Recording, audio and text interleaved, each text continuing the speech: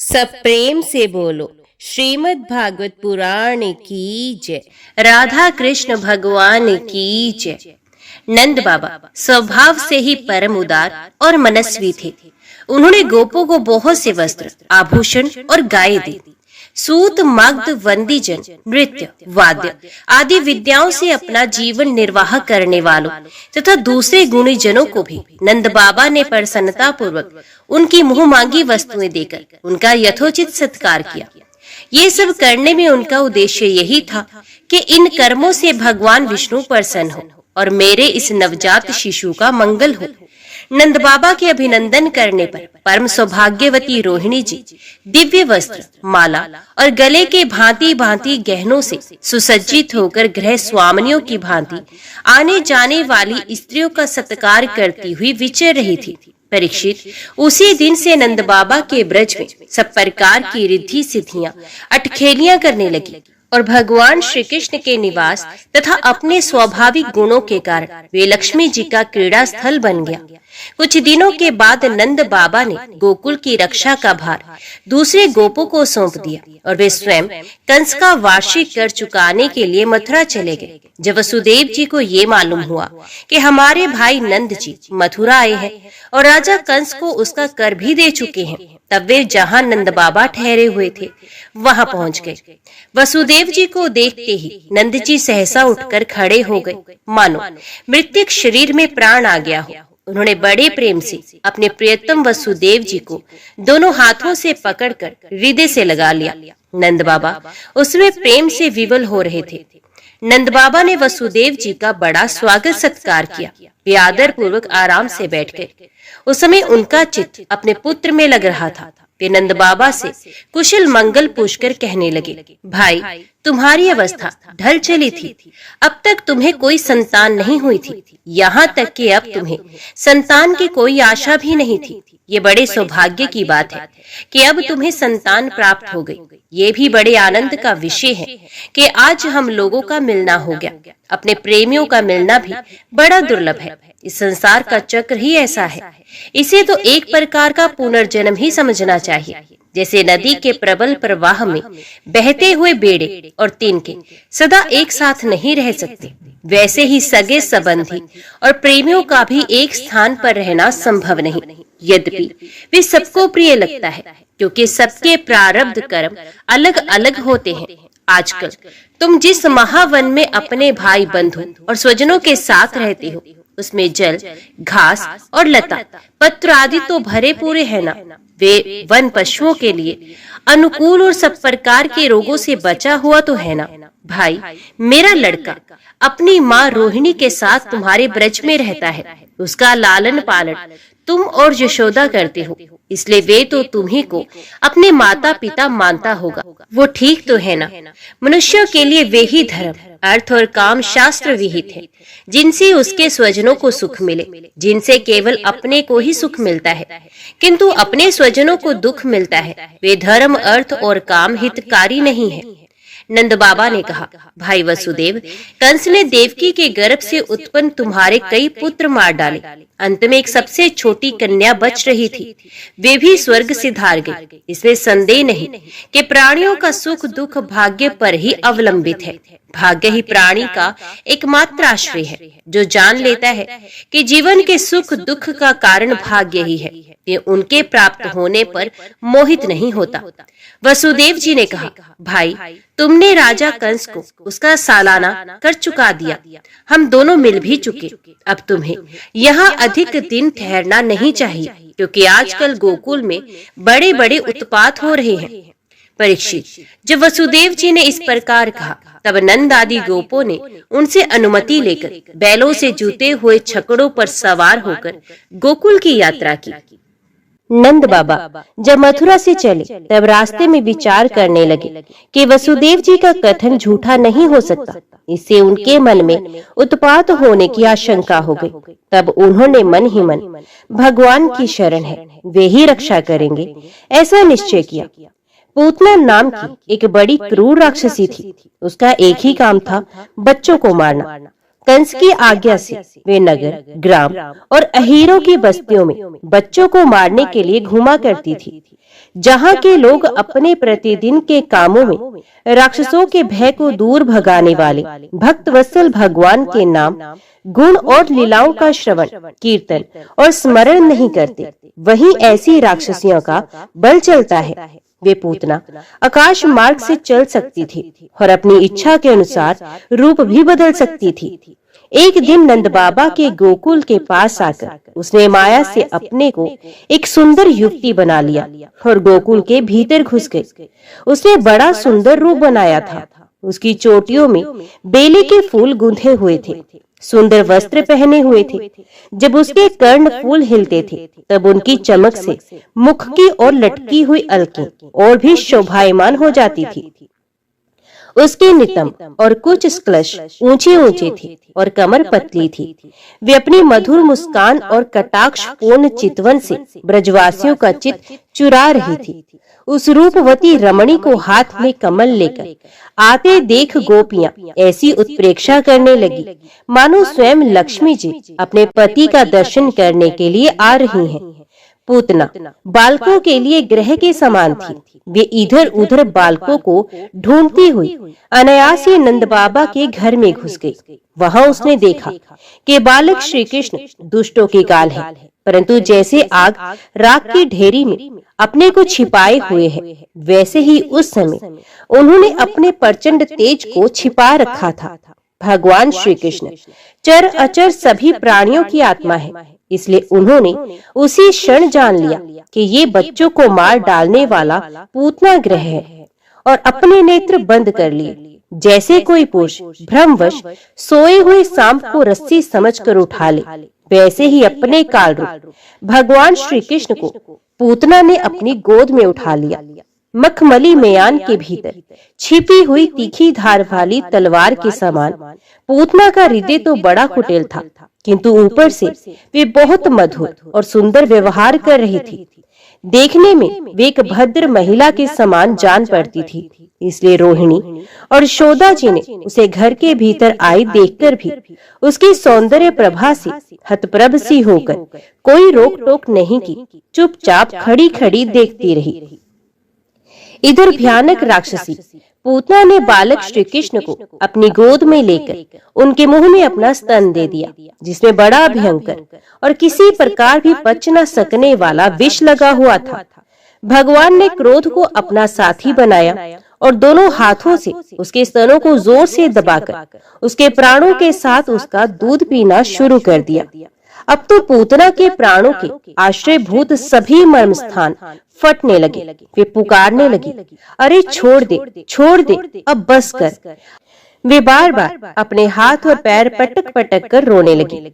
उसके नेत्र उलट गए, उसका सारा शरीर पसीने से लथपथ हो गया। उसकी चिल्लाहट का वेग बड़ा भयंकर था। उसके प्रभाव से पहाड़ों के साथ पृथ्वी और ग्रहों के साथ अंतरिक्ष डगमगा उठा। सातों पाताल और दिशाएं गूंज उठी। बहुत से लोग वज्रपात की आशंका से पृथ्वी पर गिर पड़े। इस प्रकार निशाचरी पूतना के स्तनों में इतनी पीड़ा हुई कि वे अपने को छिपा न सकी। राक्षसी रूप में प्रकट हो गई। उसके शरीर से प्राण निकल गए, मुंह फट गया, बाल बिखर गए और हाथ पांव फैल गए। जैसे इंद्र के वज्र से घायल होकर वृत्तासुर गिर पड़ा था, वैसे ही वे बाहर गोष्ठ में आकर गिर पड़ी। राजेंद्र, पूतना के शरीर ने गिरते गिरते भी 6 कोस के भीतर के वृक्षों को कुचल डाला। ये बड़ी ही अद्भुत घटना थी। पूतना का शरीर बड़ा भयानक था। उसका मुंह हल्के समान तीखी और भयंकर दाढ़ों से युक्त था। उसके नथुने पहाड़ की गुफा के समान गहरे थे और स्तन पहाड़ से गिरी हुई चट्टानों की तरह बड़े बड़े थे। लाल लाल बाल चारों और बिखरे हुए थे। आंखें अंधे कुएं के समान गहरी, नितंब नदी के करार की तरह भयंकर, भुजाएं, जांघें और पैर नदी के पुल के समान तथा पेट सूखे हुए सरोवर की भांति जान पड़ता था। पूतना के उस शरीर को देखकर सबके सब गवाल और गोपी डर गए। उसकी भयंकर चिल्लाहट सुनकर उनके हृदय, कान और सर तो पहले ही फट से रहे थे। जब गोपियों ने देखा कि बालक श्री कृष्ण उसकी छाती पर निर्भय होकर खेल रहे हैं, तब वे बड़ी घबराहट और उतावली के साथ झटपट वहां पहुंच गई तथा श्री कृष्ण को उठा लिया। इसके बाद यशोदा और रोहिणी के साथ गोपियों ने गाय की पूंछ घुमाने आदि उपायों से बालक श्री कृष्ण के अंगों को सब प्रकार से रक्षा की। उन्होंने पहले बालक श्री कृष्ण को गोमूत्र से स्नान कराया, फिर सब अंगों में गोरज लगाई और फिर 12 अंगों में गोबर लगाकर भगवान के केशव आदि नामों से रक्षा की। इसके बाद गोपियों ने आचमन करके अज आदि 11 बीज मंत्रों से अपने शरीर में अलग अलग अंगन्यास एवं करन्यास किया और फिर बालक के अंगों में बीज न्यास किया। वे कहने लगी, अजन्मा भगवान तेरे पैरों की रक्षा करे, मणिमान घुटनों की, यज्ञ पुरुष जांघों की, अच्युत कमर की, हैग्रीव पेट की, केशव हृदय की, ईश वक्ष स्थल की, सूर्य कंठ की, विष्णु बाहों की, उरुक्रम मुख की और ईश्वर सर की रक्षा करे। चक्रधर भगवान रक्षा के लिए तेरे आगे रहे, गदाधारी श्रीहरि पीछे, धनुष और खड्ग धारण करने वाले भगवान मधुसूदन और अर्जुन दोनों बगल में, शंखधारी उरु गाय चारों कोनों में, उपेंद्र ऊपर, हलधर पृथ्वी पर और भगवान परम पुरुष तेरे सब और रक्षा के लिए रहे। ऋषिकेश भगवान इंद्रियों की और नारायण प्राणों की रक्षा करे। श्वेत दीप के अधिपति चित्त की और योगेश्वर मन की रक्षा करे। कृष्ण गर्भ तेरी बुद्धि की और परमात्मा भगवान तेरे अहंकार की रक्षा करे। खेलते समय गोविंद रक्षा करे, सोते समय माधव रक्षा करे, चलते समय श्रीपति तेरी रक्षा करे, भोजन के समय समस्त ग्रहों को भयभीत करने वाले यज्ञ भोक्ता भगवान तेरी रक्षा करे।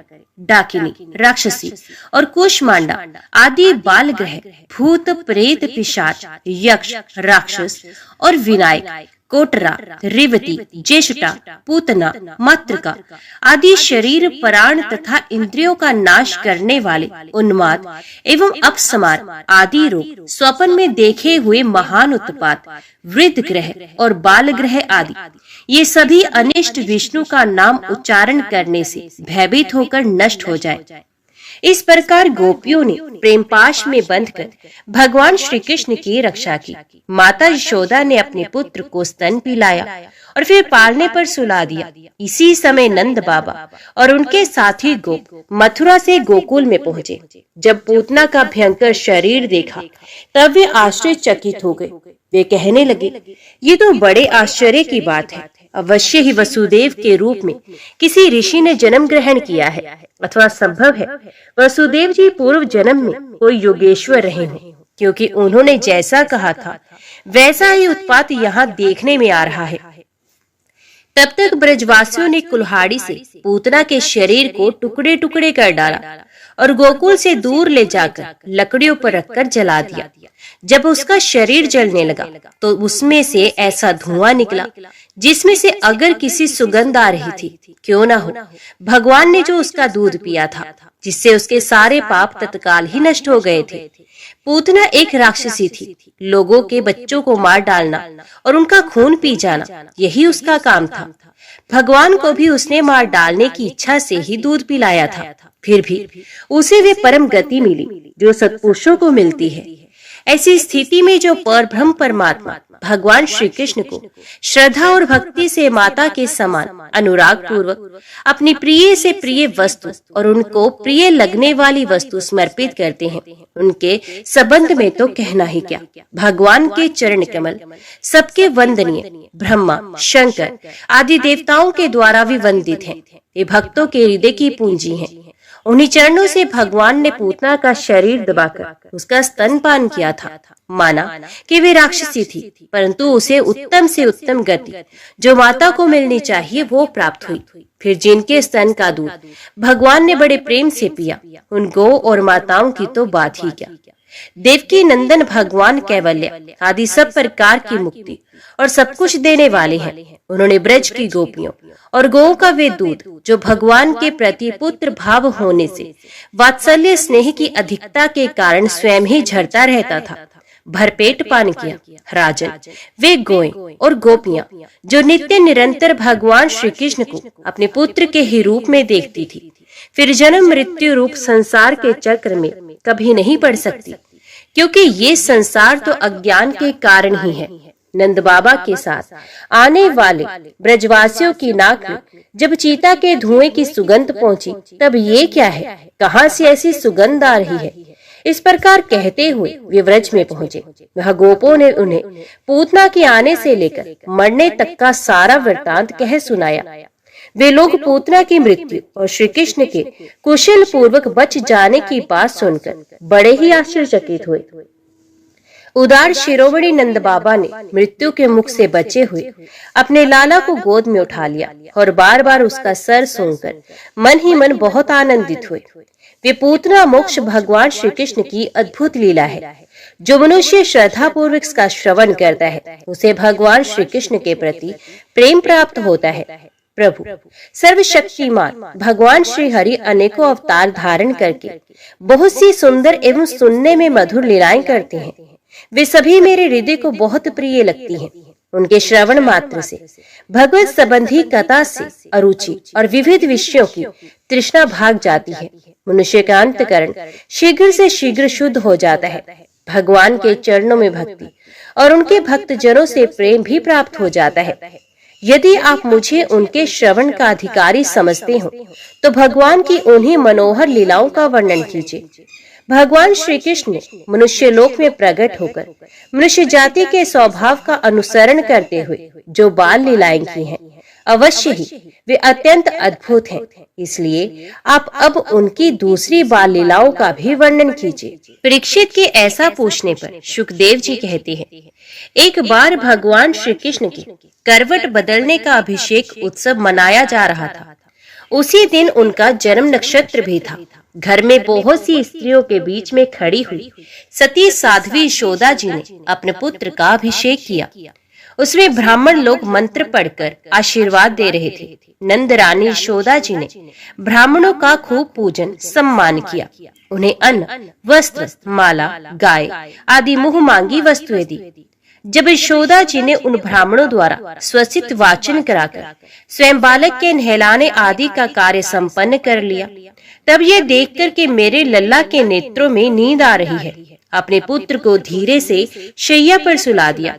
थोड़ी देर में श्याम सुंदर की आंखें खुली तो वे स्तनपान के लिए रोने लगे। उस समय मनस्विनी यशोदा जी उत्सव में आए हुए ब्रजवासियों के स्वागत सत्कार में बहुत ही तन्मय हो रही थी, इसलिए उन्हें श्री कृष्ण का रोना सुनाई नहीं पड़ा। तब श्री कृष्ण रोते रोते अपने पांव उछालने लगे। शिशु श्री कृष्ण एक छकड़े के नीचे सोए हुए थे। उसके पांव अभी लाल लाल कौपलों के समान बड़े ही कोमल और नन्हे नन्हे थे, परंतु वे नन्हा सा पांव लगते ही विशाल छकड़ा उलट गया। उस छकड़े पर दूध, दही आदि अनेकों रसों की भरी हुई मटकियां और दूसरे बर्तन रखे हुए थे। वे सब के सब फूट फाट गए। उसका जुआ फट गया। करवट बदलने के उत्सव में जितनी भी स्त्रियां आई हुई थी, वे सब और यशोदा, रोहिणी, नंद बाबा और गोपगण इस विचित्र घटना को देखकर व्याकुल हो गए। वे आपस में कहने लगे, अरे ये क्या हो गया, ये छकड़ा अपने आप कैसे उलट गया। वे इसका कोई कारण निश्चित न कर सके। वहां खेलते हुए बालकों ने गोपों और गोपियों से कहा कि इस कृष्ण ने ही रोते रोते अपने पांव की ठोकर से इसे उलट दिया है, इसमें कोई संदेह नहीं। परंतु गोपों ने उसे बालकों की बात मानकर उस पर विश्वास नहीं किया।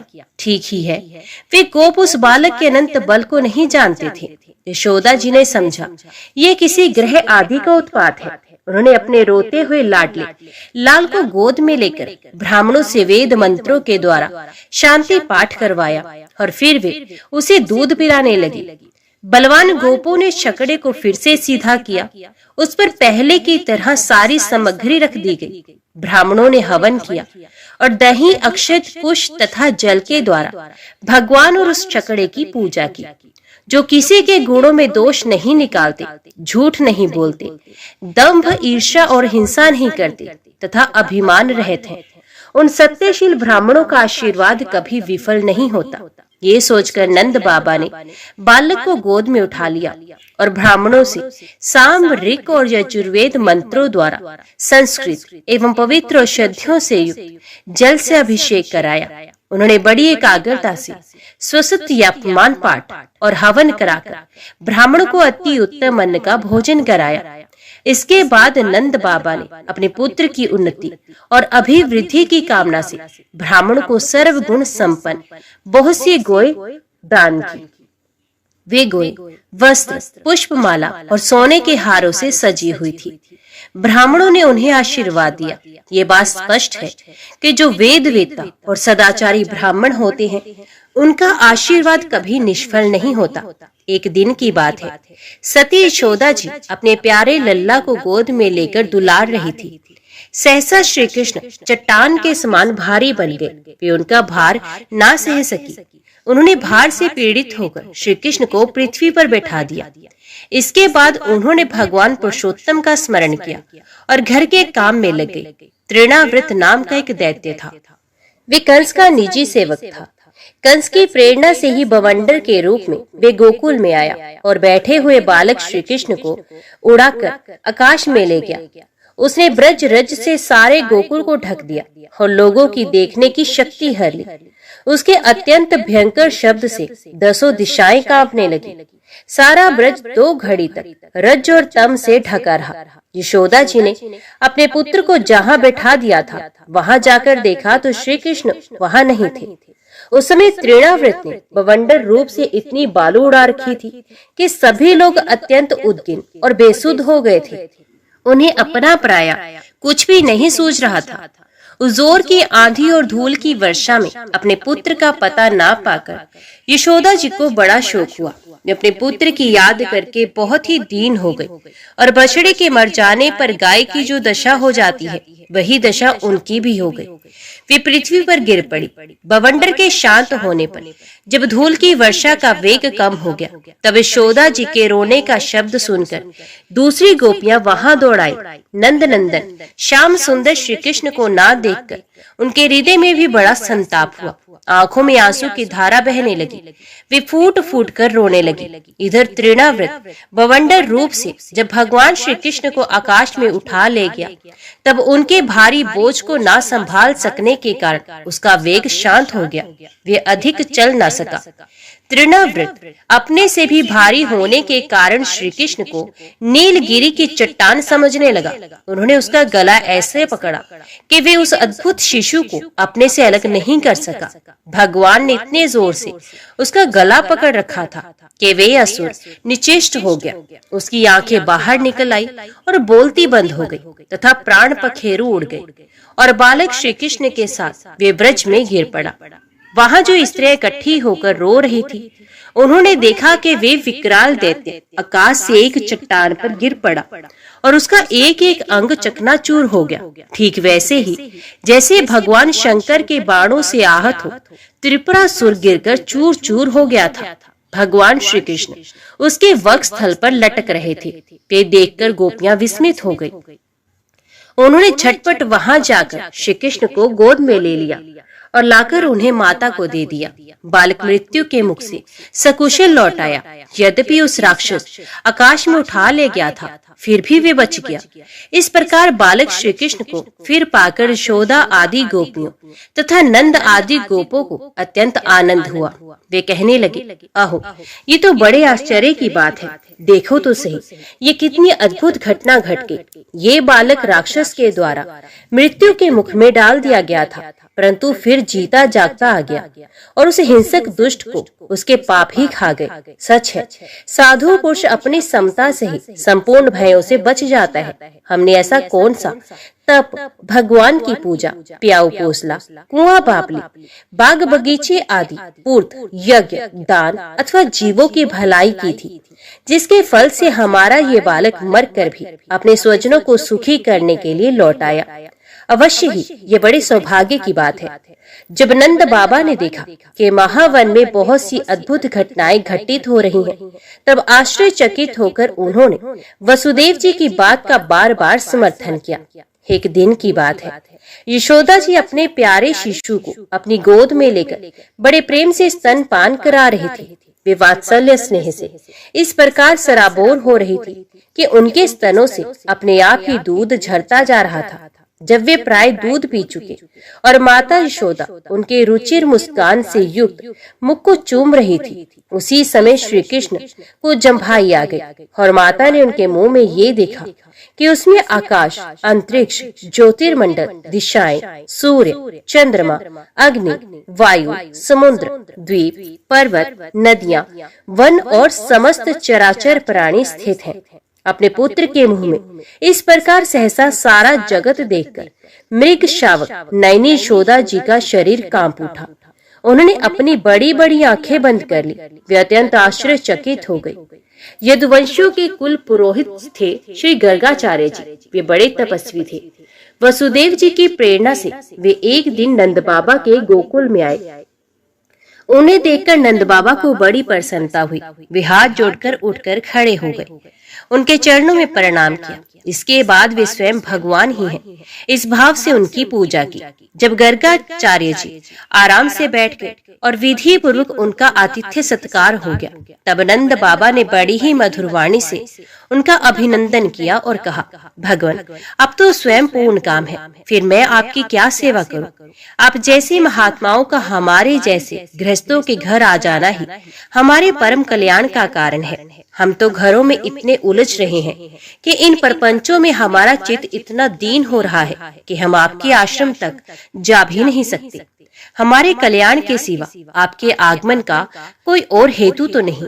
प्रभु, जो बात साधारण इंद्रियों की पहुंच के बाहर है अथवा भूत और भविष्य के गर्भ में निहित है, वे भी ज्योतिष शास्त्र के द्वारा प्रत्यक्ष जान ली जाती है। आपने उसी ज्योतिष शास्त्र की रचना की है, अब्रह्मवेत्ताओं में श्रेष्ठ है। इसलिए मेरे दोनों बालकों का नामकरण आदि संस्कार आप ही कर दीजिए, क्योंकि ब्राह्मण जन्म से ही मनुष्य मात्र का गुरु होता है। गर्गाचार्य जी ने कहा, नंद जी, मैं सब जगह यदुवंशियों के आचार्य के रूप में प्रसिद्ध हूँ। यदि तुम्हारे पुत्र के संस्कार करूंगा तो लोग समझेंगे कि ये तो देवकी का पुत्र है। कंस की बुद्धि बुरी है, वे पाप ही सोचा करती है। वसुदेव जी के साथ तुम्हारी बड़ी घनिष्ठ मित्रता है। जब से देवकी की कन्या से उसने ये बात सुनी है कि उसको मारने वाला और कहीं पैदा हो गया है, तब से वे यही सोचा करता है कि देवकी के 8वें गर्भ से कन्या का जन्म नहीं होना चाहिए। यदि मैं तुम्हारे पुत्र का संस्कार कर दूं और वे इस बालक को वसुदेव जी का लड़का समझकर मार डाले तो हमसे बड़ा अनर्थ हो जाएगा। नंद बाबा ने कहा, आचार्य जी, आप चुपचाप इस एकांत गौशाला में केवल स्वचित वाचन करके इस बालक का द्विजाति समुचित नामकरण संस्कार मात्र कीजिए। औरों की कौन कहे, मेरे सगे संबंधी भी इस बात को ना जानने पाए। गर्गाचार्य जी तो संस्कार करना चाहते ही थे। जब नंद बाबा ने उनसे इस प्रकार प्रार्थना की, तब उन्होंने एकांत में छिपकर गुप्त रूप से दोनों बालकों का नामकरण संस्कार कर दिया। गर्गाचार्य जी ने कहा, ये रोहिणी का पुत्र है, इसलिए इसका नाम होगा रोहिणी। ये अपने सगे संबंधी और मित्रों को अपने गुणों से अत्यंत आनंदित करेगा, इसलिए इसका दूसरा नाम होगा राम। इसके बल की कोई सीमा नहीं है, अतः इसका एक नाम होगा बल।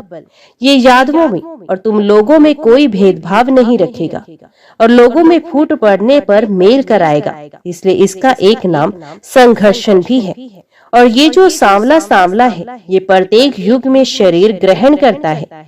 पिछले युगों में इसने श्वेत, रक्त और पीत ये 3 विभिन्न रंग स्वीकार किए थे। अब की बार ये कृष्ण वर्ण हुआ है, इसलिए इसका नाम कृष्ण होगा। नंद जी, ये तुम्हारा पुत्र पहले कभी वसुदेव जी के घर भी पैदा हुआ था, इसलिए इस रहस्य को जानने वाले लोग इसे श्रीमान वसुदेव भी कहते हैं। तुम्हारे पुत्र के और भी बहुत से नाम हैं तथा रूप भी अनेक हैं। इसके जितने गुण हैं और जितने कर्म, उन सबके अनुसार अलग अलग नाम पड़ जाते हैं।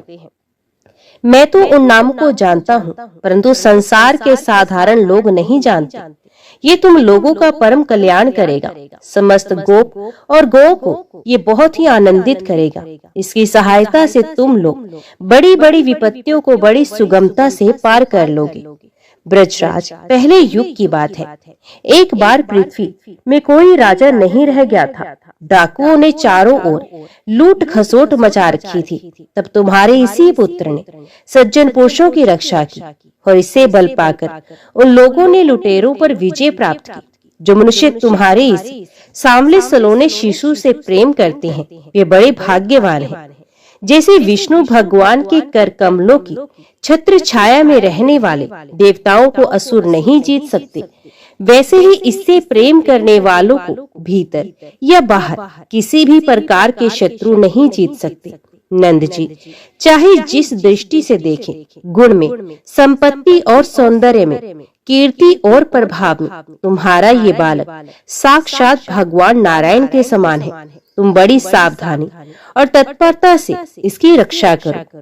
इस प्रकार नंद बाबा को भली भांति समझाकर आदेश देकर गर्गाचार्य जी अपने आश्रम को लौट गए। उनकी बात सुनकर नंद बाबा को बड़ा ही आनंद हुआ। उन्होंने ऐसा समझा कि मेरी सब आशा लालसाएं पूरी हो गई। अब मैं कृतकृत्य हूँ। कुछ ही दिनों में राम और श्याम घुटनों और हाथों के बल बकैया चल चलकर गोकुल में खेलने लगे। दोनों भाई अपने नन्हे नन्हे पांव को गोकुल की कीचड़ में घसीटते हुए चलते। उस समय उनके पांव और कमर के घुंघरू रुनझुन बजने लगते। वे शब्द बड़ा भला मालूम पड़ता। वे दोनों स्वयं भी ध्वनि सुनकर खिल उठते। कभी कभी वे रास्ते चलते किसी अज्ञात व्यक्ति के पीछे हो लेते। फिर जब देखते कि ये तो कोई दूसरा है, तब झक से रह जाते और डरकर अपनी माताओं रोहिणी जी और यशोदा जी के पास लौट आते। माताएं ये सब देख देख कर स्नेह से भर जाती। उनके स्तनों से दूध की धारा बहने लगती। जब उसके दोनों नन्हे नन्हे से शिशु अपने शरीर में कीचड़ का अंगराग लगाकर लौटते, तब उनकी सुंदरता और भी बढ़ जाती। माताएं उन्हें आते ही दोनों हाथों से गोद से लेकर हृदय से लगा लेती और स्तनपान कराने लगती। जब वे दूध पीने लगते और बीच बीच में मुस्कुरा मुस्कुरा कर अपनी माताओं की ओर देखने लगते, तब वे उनकी मंद मंद मुस्कान, छोटी छोटी दंतुलियां और भोला भाला मुंह देखकर आनंद के समुद्र में डूबने उतारने लगती। जब राम और श्याम दोनों कुछ और बड़े हुए, तब व्रज में घर के बाहर ऐसी ऐसी बाल लीलाएं करने लगे जिन्हें गोपियां देखती ही रह जाती। जब किसी बैठे हुए बछड़े की पूंछ पकड़ लेते और बछड़े डरकर इधर उधर भागते, तब वे दोनों और भी जोर से पूंछ पकड़ लेते और बछड़े उन्हें घसीटते हुए दौड़ने लगते। गोपियां अपने घर का काम धंधा छोड़कर यही सब देखती रहती और हंसते हंसते लोटपोट होकर परम आनंद में मगन हो जाती। कन्हैया और बलदाऊ दोनों ही बड़े चंचल और बड़े खिलाड़ी थे। वे कहीं हिरण, गाय आदि सींग वाले पशुओं के पास दौड़ जाते, तो कहीं धधकती हुई आग से खेलने के लिए कूद पड़ते। कभी दांत के काटने वाले कुत्तों के पास पहुंच जाते, तो कभी आंख बचाकर तलवार उठा लेते। कभी कुएं या गड्ढे के पास जल में गिरते गिरते बचते, कभी मोर आदि पक्षियों के निकट चले जाते और कभी कांटों की ओर बढ़ जाते। माताएं उन्हें बहुत बरसती, परंतु एक न चलती। ऐसी स्थिति में वे घर काम धंधा भी नहीं संभाल पाती। उनका चित्त बच्चों को भय की वस्तुओं से बचाने की चिंता से अत्यंत चंचल रहता था। राजर्षि कुछ ही दिनों में यशोदा और रोहिणी के लाडले लाल घुटनों का सहारा लिए बिना अनायास ही खड़ा होकर गोकुल में चलने फिरने लगे। वे ब्रजवासियों के कन्हैया स्वयं भगवान है, परम सुंदर और परम मधुर। अब वे और बलराम अपनी ही उम्र के ग्वाल बालों को अपने साथ लेकर खेलने के लिए ब्रज में निकल पड़ते और ब्रज की भाग्यवती गोपियों को निहाल करते हुए तरह तरह के खेल खेलते। उनके बचपन की चंचलताएं बड़ी ही अनोखी होती थी।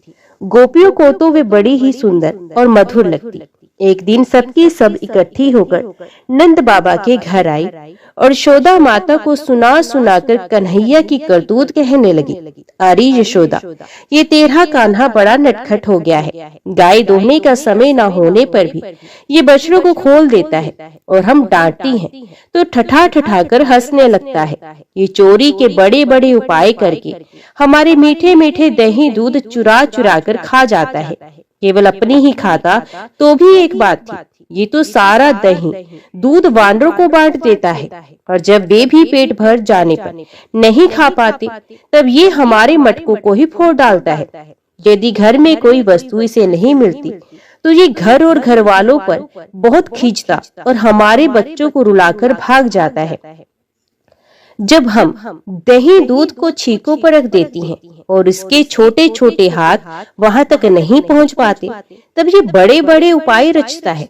कहीं 2-4 पेड़ों को एक के ऊपर एक रख देता है, तो कहीं उखल पर चढ़ जाता है, तो कहीं उखल पर पीड़ा रख देता है। जब इतने पर भी काम नहीं चलता तब ये नीचे से ही उन बर्तनों में छेद कर देता है। इसे इस बात की पक्की पहचान रहती है कि किस छीके पर किस बर्तन में क्या रखा है, और ऐसे ढंग से छेद करना चाहता है कि किसी को पता ना चले। जब हम अपनी वस्तु को बहुत अंधेरे में छिपा देती हैं, तब नंदरानी तुमने जो इसे बहुत से मणि में आभूषण पहना रखे हैं, उनके प्रकाश से अपने आप ही सब कुछ देख लेता है। इसके शरीर में भी ऐसी ज्योति है कि जिससे इसे सब कुछ दिख जाता है।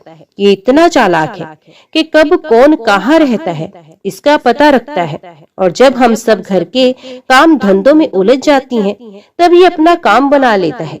ऐसा करके भी ढिठाई की बातें करता है, उल्टे हमें ही चोर बनाता और अपने घर का मालिक बन जाता है।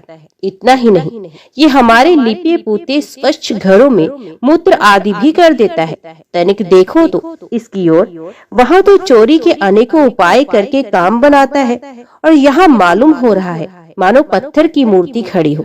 वारे भोले भाले साधु, इस प्रकार गोपियां कहती जाती और श्री कृष्ण के भीत चकित नेत्रों से मुखमंडल को देखती जाती। उनकी ये दशा देखकर नंद रानी यशोदा उनके मन का भाव ताड़ लेती और उनके हृदय में स्नेह और आनंद की बाढ़ आ जाती। इस प्रकार हंसने लगती कि अपने लाडले कन्हैया को इस बात का उल्हाना भी नहीं दे पाती, डांटने की बात तक नहीं सोचती। एक दिन बलराम आदि ग्वालवाल श्री कृष्ण के साथ खेल रहे थे। उन लोगों ने माँ यशोदा के पास आकर कहा, माँ, कन्हैया ने मिट्टी खाई है। हितेश्वरी यशोदा ने श्री कृष्ण का हाथ पकड़ लिया। उस समय श्री कृष्ण की आंखें डर के मारे नाच रही थी। यशोदा मैया ने डांट कर कहा, क्यों रे नटखट, तू बहुत ढीठ हो गया है। तूने अकेले में छिपकर मिट्टी क्यों खाई? देख तो तेरे दल के तेरे सखा क्या कह रहे हैं। तेरे बड़े भैया बलदाऊ भी तो उन्हीं ओर से गवाही दे रहे हैं। भगवान श्री कृष्ण ने कहा, माँ, मैंने मिट्टी नहीं खाई, ये सब झूठ बोल रहे हैं। यदि तुम इन्हीं की बात सच मानती हो तो मेरा मुंह तुम्हारे सामने ही है, तुम अपनी आंखों से देख लो। यशोदा जी ने कहा, अच्छी बात, यदि ऐसा है तो मुंह खोल। माता के ऐसा कहने पर भगवान श्री कृष्ण ने अपना मुंह खोल दिया। भगवान श्री कृष्ण का ऐश्वर्य अनंत है, वे केवल लीला के लिए ही मनुष्य के बालक बने हुए हैं। यशोदा जी ने देखा, उनके मुंह में चर अचर संपूर्ण जगत विद्यमान है। आकाश, दिशाएं, पहाड़, द्वीप और समुद्र के सहित सारी पृथ्वी, बहने वाली वायु, विद्युत, अग्नि, चंद्रमा और तारों के साथ संपूर्ण ज्योतिर्मंडल, जल, तेज, पवन, वियत, वैकारिक अहंकार के कार्य देवता, मन, इंद्रिय, पंच तन्मात्राएं और तीनों गुण श्री कृष्ण के मुख में दिख पड़े। जीव, काल, स्वभाव, कर्म, उसकी वासना और शरीर आदि के द्वारा विभिन्न रूपों में दिखने वाला ये सारा विचित्र संसार, संपूर्ण व्रज और अपने आप को भी यशोदा जी ने श्री कृष्ण के नन्हे से खुले हुए मुंह में देखा। वे बड़ी शंका में पड़ गई। वे सोचने लगी, ये कोई स्वप्न है या भगवान की माया? कहीं मेरी बुद्धि में ही तो कोई भ्रम नहीं हो गया? संभव है मेरे इस बालक में ही कोई जन्मजात योग सिद्धि हो, जो चित्त, मन, कर्म और वाणी के द्वारा ठीक ठीक तथा सुगमता से अनुमान के विषय नहीं होते। ये सारा विश्व जिनके आश्रित है, जो इसके प्रेरक है और जिनकी सत्ता से ही इसकी प्रतीति होती है, जिसका स्वरूप सर्वथा अचिंत्य है, उन प्रभु को मैं प्रणाम करती हूँ। ये मैं हूँ और ये मेरे पति तथा ये मेरा लड़का है। साथ ही मैं ब्रजराज की समस्त संपत्तियों की भी स्वामिनी, धर्म पत्नी हूँ। ये गोपियाँ, गोपुर, गोधन मेरे अधीन है, जिनकी माया से मुझे इस प्रकार की कुमति घेरे हुए है। वे भगवान ही मेरे एकमात्र आश्रय हैं। मैं उन्हीं की शरण में हूँ। जब इस प्रकार यशोदा माता श्री कृष्ण का तत्व समझ गई, तब सर्वशक्तिमान सर्वव्यापक प्रभु ने अपनी पुत्र स्नेहमय वैष्णवी योगमाया का उनके हृदय में संचार कर दिया। यशोदा जी को तुरंत वे घटना भूल गई। उन्होंने अपने दुलारे लाल को गोद में उठा लिया। जैसे पहले उनके हृदय में प्रेम का समुद्र उमड़ता रहता था, वैसे ही फिर उमड़ने लगा। सारे वेद, उपनिषद, सांख्य, योग और भक्तजन जिनके महात्म्य का गीत गाते गाते अघाते नहीं, उन्हीं भगवान को यशोदा जी अपना पुत्र मानती थी। राजा परीक्षित ने पूछा, भगवान, नंद बाबा ने ऐसा कौन सा बहुत बड़ा मंगलमय साधन किया था और परम भाग्यवती यशोदा जी ने भी ऐसी कौन सी तपस्या की थी जिसके कारण स्वयं भगवान ने अपने श्रीमुख से उनका स्तनपान किया। भगवान श्री कृष्ण की वे बाल लीलाएं जो वे अपने ऐश्वर्य और महत्ता आदि को छिपाकर ग्वाल बालों में करते हैं, इतनी पवित्र हैं कि उनका श्रवण कीर्तन करने वाले लोगों के भी सारे पाप ताप शांत हो जाते हैं। त्रिकालदर्शी ज्ञानी पुरुष आज भी उनका गान करते रहते हैं। वे ही लीलाएं उनके जन्मदाता माता पिता देवकी वसुदेव जी को तो देखने तक को नहीं मिली, और नंद यशोदा उनका अपार सुख लूट रहे हैं। इसका क्या कारण है? सुखदेव जी ने कहा, परीक्षित, नंद बाबा पूर्व जन्म में एक श्रेष्ठ वसु थे। उनका नाम था द्रोण और उनकी पत्नी का नाम था धरा। उन्होंने ब्रह्मा जी के आदेशों का पालन करने की इच्छा से उनसे कहा, भगवान, जब हम पृथ्वी पर जन्म लें, तब जगदीश्वर भगवान श्री कृष्ण में हमारी अनन्य प्रेमयी भक्ति हो, जिस भक्ति के द्वारा संसार में लोग अनायास ही दुर्गतियों को पार कर जाते हैं। ब्रह्मा जी ने कहा, ऐसा ही होगा। वे ही परम यशस्वी भवन में द्रोण ब्रज में पैदा हुए और उनका नाम हुआ नंद, और वे ही धरा इस जन्म में यशोदा के नाम से उनकी पत्नी हुई। अब इस जन्म में जन्म मृत्यु के चक्र से छुड़ाने वाले भगवान उनके पुत्र हुए, और समस्त गोप गोपियों की अपेक्षा इन पति पत्नी नंद और यशोदा जी का उनके प्रति अत्यंत प्रेम हुआ। ब्रह्मा जी की बात सत्य करने के लिए भगवान श्री कृष्ण बलराम जी के साथ ब्रज में रहकर समस्त ब्रजवासियों को अपनी बाल लीला से आनंदित करने लगे। एक समय की बात है, नंद रानी यशोदा जी ने घर की दासियों को तो दूसरे कामों में लगा दिया और स्वयं दही मतने लगी। मैंने तुमसे अब तक भगवान की जिन जिन बाल लीलाओं का वर्णन किया है, दधि मंथन के समय वे उन सब का स्मरण करती और गाती भी जाती थी। वे अपने स्थूल कट भाग में सूत से बांधकर रेशमी लहंगा पहने हुए थी। उनके स्तनों में से पुत्र स्नेह की अधिकता से दूध चूता जा रहा था और वे कांप भी रहे थे। नेति खींचते रहने से बाहें कुछ थक गई थी। हाथों में कंगन और कानों में कर्णफूल हिल रहे थे। मुंह पर पसीने की बूंदें झलक रही थी।